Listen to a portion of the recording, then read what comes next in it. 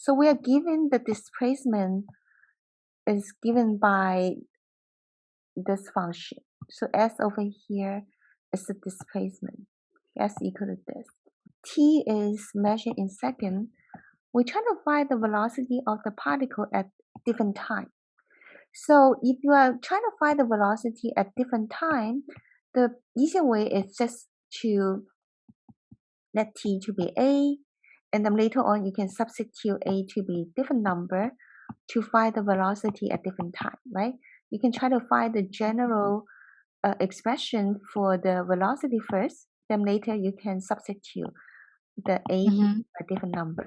Okay, so let's do the first one. So velocity, velocity is the limit of the average velocity. Oh, Yeah. yeah, the average velocity as the time elapsed going to zero. Okay, as the time interval going to zero. So Mm-hmm. let's do that. So you're going to use the final. So what do we have here?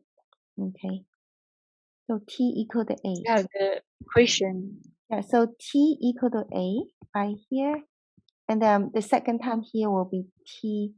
Here will be equal to a plus h. Okay, like this. So from time a to a plus h, we want to find the average velocity on this time interval from a to a plus h on this time. Mm-hmm. Okay? So it's h, right? Yeah. So the change in time is h.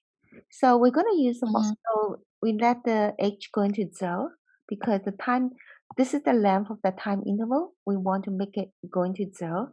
So as the time interval getting smaller and smaller, then the average velocity is going to approach the instantaneous velocity. Okay. So to calculate the velocity, the average velocity, we use the change in position. So we pick the final position. So the final position here will be substitute A t plus h. by a plus h. So we're going to have 3 over a plus h, and don't forget the square here. Okay, and then subtracting the position at this time a. So that what would that be? 3 over, It's a square. yeah, 3 over a squared. Okay, you got it. And then over the here over h. H. Yeah, you got it. Mm-hmm. So now this is kind of like a complex expression, right? You have for Yeah. quotient that. So one way to simplify is to times the LCD up and down. So let's do that. So the LCD is a plus h square, a square, right? Multiply a square. Yes, you got it. You got the LCD. That's right. So we're going to times the LCD, which is a plus h square times a square. And then we need to times the up and down. Yeah. Okay. So when we do that, I actually had the same process this time. This step. Okay, good job, good job. So after that, then you will have the limit h approaching to zero. This time I'll just leave the 3 here if you want. So this one here becomes 3a squared, right? 3a square minus a plus b square. You got it. Good job.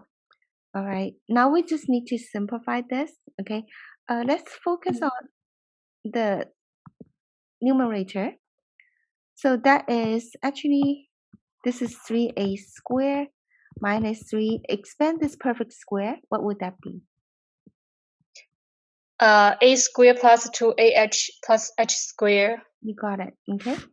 And that is going to be, okay, because that one, the 3a squared cancel with the 3a squared. Okay. So what happened over here is we're going to get negative 3 and 2ah plus h squared. Do you agree for the numerator? Yeah. Let me see. 2. Maybe I should just fill in the step here, okay? So that is 3a squared minus 3a squared minus 6ah minus 3h squared. Do you agree? Yes, I And agree. and then this 2 will subtract out and Yes. leaving you with this one over here. Okay. So this is the numerator. That's the numerator. However, we can take out a common factor. What's the common factor? Common factor is h. Yeah, let's take out the h. Oh, h. We can also take out the -3 also if you want. Yeah, -3h. Yeah. Then we'll get 2a. 2a plus minus h or plus h. Plus h. So that will be, and then down here we have this. Now we can divide out. Okay, remember you should divide out. So let's simplify it. So the h over here cancel, right? Okay. Yeah. Yes. Okay. And now we can do a direct substitution. We place h here by 0. So what happens if I replace h over here by 0? When what do we get? Two, Like, -3 times 2a okay, and over a squared over, times a squared, right? yeah, a squared times a squared, yeah. Then you can divide out the a, right? That will be equal to -6 over a cubed. Okay? Oh, I see. Yeah. So it's the answer here is -6 over a cubed. Yes. Yeah. Now the rest of this you just need to replace a here by 1, by 2, by 3, and then you will get the corresponding answer here. Okay?